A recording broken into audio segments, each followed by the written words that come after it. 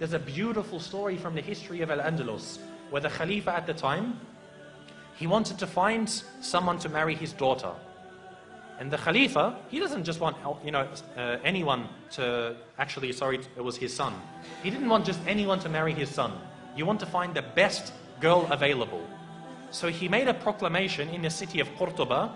He said, if there is a family who has a girl that's of the age that's ready for marriage, meaning maybe, 16, 20 years old, put a candle in your window tonight.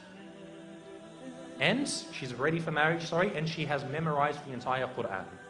Put a candle in your window tonight. They said the entire city was lit up that night.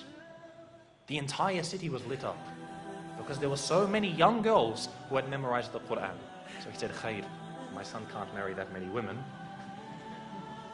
So he said the next night, any of you who has a daughter who's of the age to marry, who has memorized the entire Qur'an, and also one of the certain books of Maliki Fiqh, put a candle in your window tonight. It was said again that night, not as much as the night before, but almost again the whole city was lit up by candles. I would dare to say that if we were to ask about our entire ummah today, to have one girl who's of the age to get married, who has memorized the entire Qur'an and one of the books of Maliki Fiqh, khalas, any book of fiqh, we would not have a single candle in our windows tonight. This shows the state of the ummah. And this is a sign that we see when our women are educated, the ummah is strong. For the men to be educated, khalas, men are always going to be educated.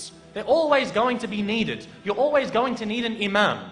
But the true test for the ummah is when the women are educated.